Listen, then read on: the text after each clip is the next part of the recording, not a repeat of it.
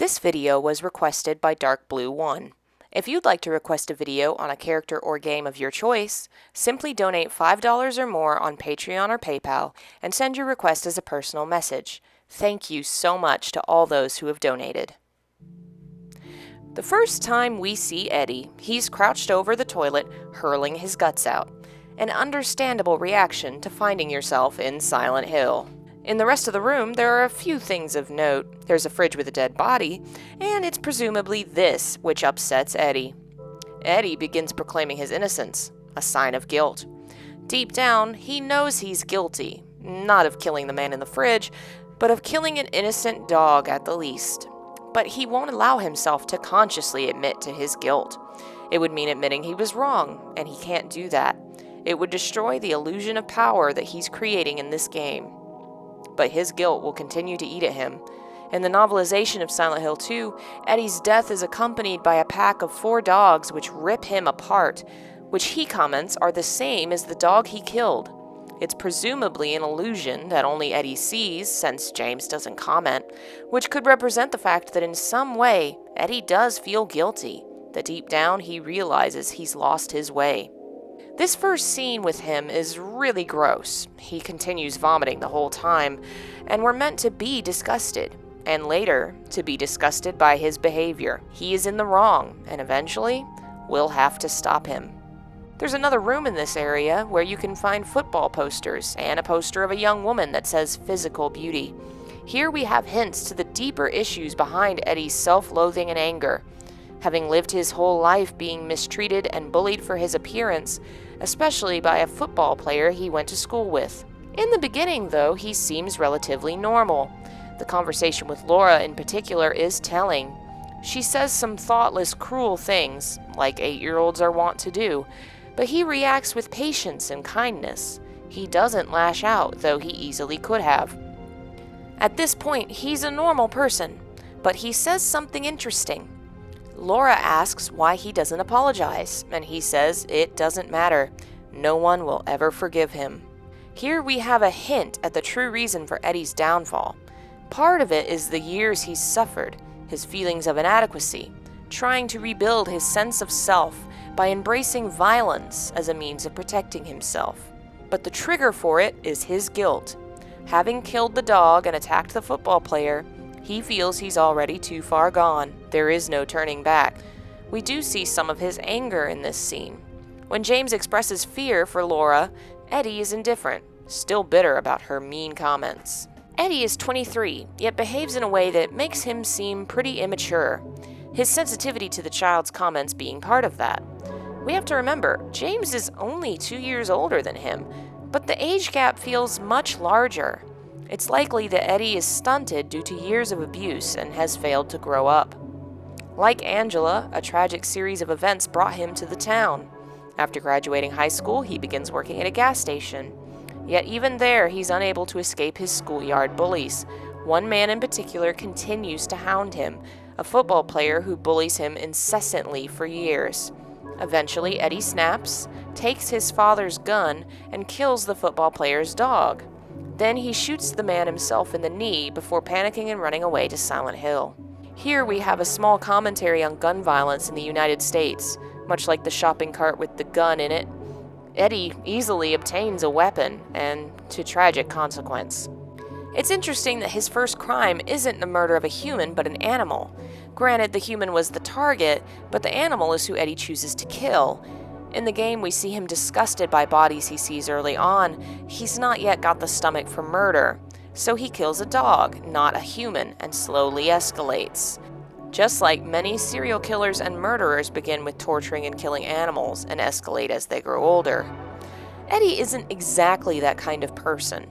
He is pushed over the course of many years, and eventually kills the animal to torment his tormentor. From this moment, Eddie gets a taste of power and will continue to desire it, but it only comes when he's pushed to his limits. Angela's story is about sexual abuse and the pain and suffering women are often victim of. Self-harm and suicide are all too often the outcome of abuse in the case of female victims. Eddie is the example of a male victim of abuse and how they react. He was tortured and abused for years, and when he snapped, began to crave the power others had over him. He externalizes his pain, becoming the tormentor in order to protect himself from being hurt again. The fact that his bully is a football player says a lot about his story. Eddie doesn't measure up according to traditional ideas of masculinity. He's not handsome or athletic. The only avenue he has to become powerful and assert himself is violence, and like so many other twisted young men in the United States, he falls down that dark trap and becomes obsessed with killing. It's interesting that he doesn't succumb for years. He graduates high school and continues living day to day until he's 23. Presumably, if this one football player hadn't stalked and tormented him, he might have eventually adjusted and had a normal life. Eddie is not an evil person. The game demonizes his behavior, but he's not the antagonist.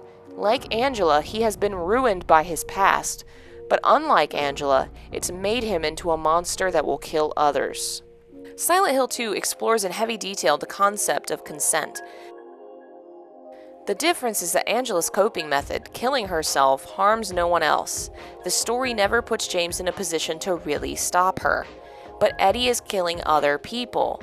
Like James, he took life into his own hands, and without the consent of others, kills them.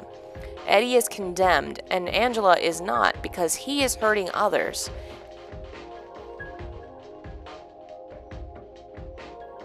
In Silent Hill, we can't be sure he actually killed any real humans or not, but it's clear that he becomes willing to. The town called him here to stop him from ever becoming that monstrous thing called a mass shooter or serial killer. It's sad that so many years later, this narrative is still important.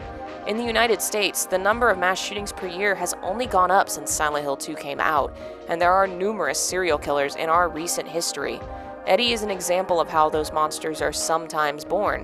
While many have normal lives and simply kill for enjoyment, many others had abusive backgrounds and lash out at the society they blame for their suffering. Toxic masculinity. Living your whole life told you must reach a certain standard or else are less than human and deserve nothing good in your life. The first time we see Eddie in the prison, we begin to see his deterioration. Death is no longer frightening to him. The idea of killing is fun. He sounds excited when James asks if he's going into the prison alone. The corpse near him, he claims, had it coming.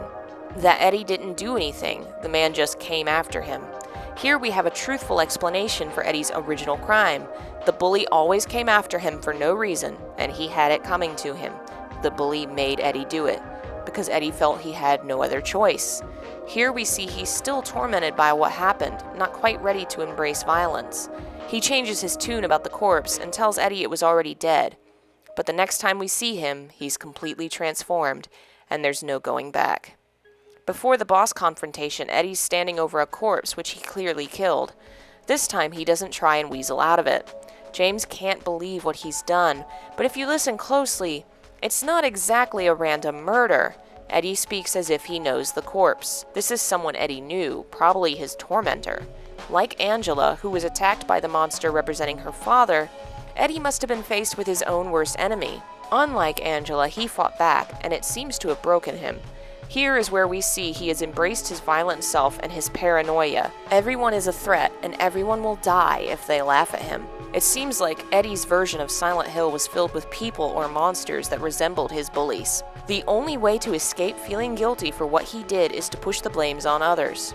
It's a way to escape the pain of years of bullying and the guilt of animal cruelty and disabling a young man for life. Eddie's death truly upsets James. A crack in the facade opens. He begins to doubt when Mary died. Eddie has served a purpose here. The town called him to be punished and to end his torment, which could only end in his death. It used Eddie to further James' punishment. Only James meets Eddie. Angela never comes across him. James, who has killed before, is the one to end his life, and that sparks the first recognition of the truth in James's mind. Silent Hill 2 is the story of how abuse warps people, how the damage sometimes cannot be undone. Eddie is the example of how abuse often warps boys and young men into violent abusers themselves. In order to escape their pain and suffering, they push that suffering on others. Tragically, the poisonous mire of toxic masculinity, of never matching up to society's idea of who he should be, is what destroyed Eddie in the end.